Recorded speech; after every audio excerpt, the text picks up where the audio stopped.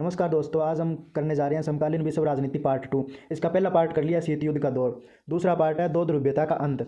इसको करने जा रहे हैं। पहले इसकी इंट्रोडक्शन कर लेते हैं, फिर इसके कुछ क्वेश्चन हैं वो करेंगे। तो इंट्रोडक्शन में क्या, द्विध्रुवीयता व्यवस्था का अर्थ यह है कि विश्व का दो गुटों में बंटा होना। द्वितीय विश्व युद्ध के पश्चात विश्व पूंजीवादी तथा साम्यवादी दो गुटों में बंट गया।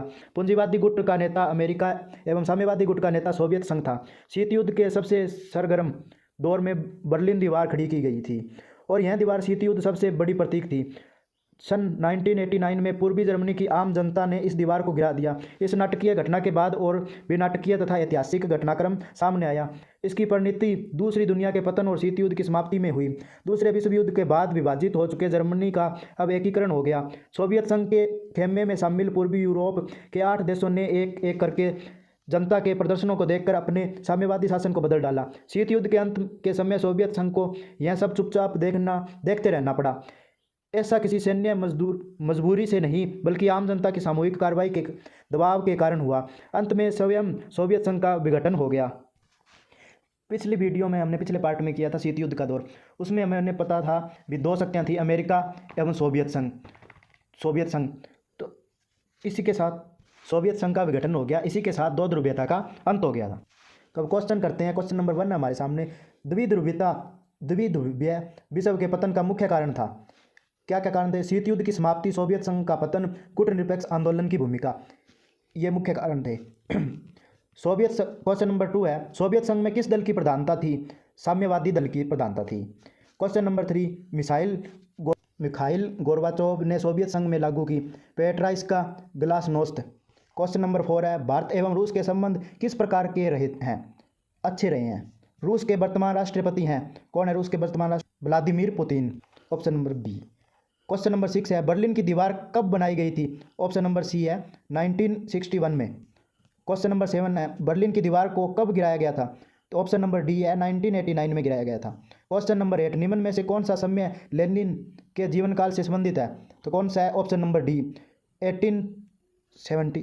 1870 से 1924 तक। पूर्व सोवियत संघ का विघटन कब हुआ? ऑप्शन नंबर बी है 1991 में। क्वेश्चन नंबर 10 है, पूर्वी और पश्चिमी जर्मनी का पुनः एकीकरण कब हुआ?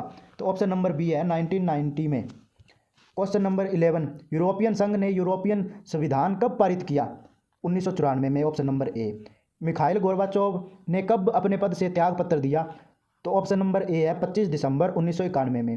क्वेश्चन नंबर 13 है हमारे सामने, वर्षा संधि औपचारिक रूप से कब समाप्त हुई?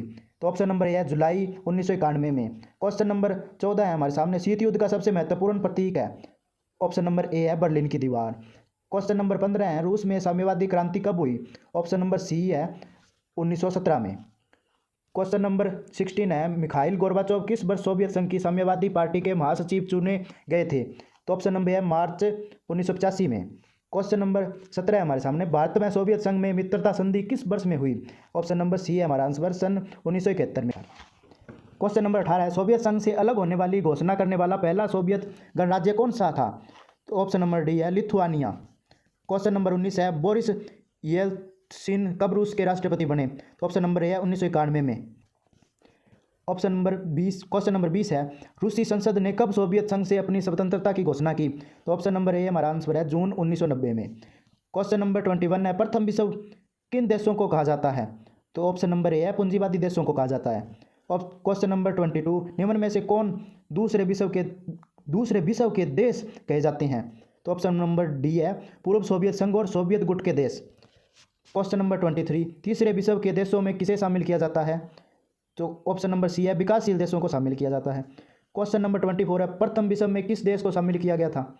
तो अमेरिका, ब्रिटेन, फ्रांस, इन तीनों को किया गया था।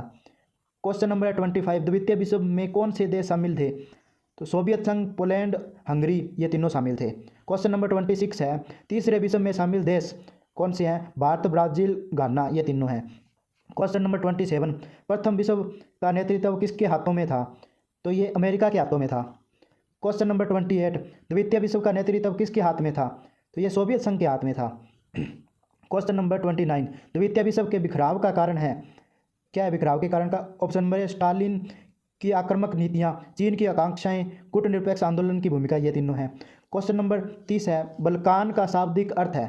तो टूटन। क्वेश्चन नंबर 31 है, कोमिकॉन का संबंध निम्न में से किस देश के से है? तो भूतपूर्व सोवियत संघ से है। क्वेश्चन नंबर 32, सोवियत राजनीति प्रणाली मुख्यतः आधारित थी साम्यवादी, ऑप्शन नंबर बी है साम्यवादी व्यवस्था पर, समाजवादी व्यवस्था पर। कुछ इंपॉर्टेंट क्वेश्चन है हमारे सामने। क्वेश्चन नंबर 1, गोर्बाचोव ने 1985 में सोवियत संघ में सुधारों की शुरुआत की। पॉइंट नंबर 2, साम्यवादी पार्टी का पूर्व सोवियत संघ की राजनीति व्यवस्था पर दबदबा था। पॉइंट नंबर 3, सोवियत संघ ने सन 1979 में अफगानिस्तान में हस्तक्षेप किया। पॉइंट नंबर 4, गोर्बाचोव ने पेट्राइस्टा एवं ग्लासनोस्ट की व्यवस्था लागू की। क्वेश्चन नंबर 5, भूतपूर्व सोवियत संघ का विघटन कब हुआ? तो ये सन 1991 में हुआ। किस दल का पूर्व सोवियत संघ की राजनीति व्यवस्था पर दबदबा था? साम्यवादी दल। किस वर्ष भारत और पूर्व सोवियत संघ में मित्रता संधि थी? 1971 में। दूसरी दुनिया के देश किन्हें कहा गया है? भूतपूर्व सोवियत संघ एवं उसके सहयोगी देशों को दूसरी दुनिया के देश कहा गया है। पॉइंट नंबर 9, सत्तावादी समाजवादी व्यवस्था से लोकतांत्रिक पूंजीवादी व्यवस्था का संक्रमण विश्व बैंक तथा अंतर्राष्ट्रीय मुद्रा कोष से प्रभावित हुआ। इस संक्रमण को क्या कहा जाता है? संक्रमण को क्या कहा जाता है? इस संक्रमण को शॉक थेरेपी कहा जाता है। पॉइंट नंबर 10, रूस में साम्यवादी क्रांति किस वर्ष हुई? सन 1917 में हुई। ठीक है दोस्तों, जय हिंद जय भारत। वीडियो को लाइक शेयर सब्सक्राइब जरूर कर देना, चैनल MS/SG को सब्सक्राइब कर देना।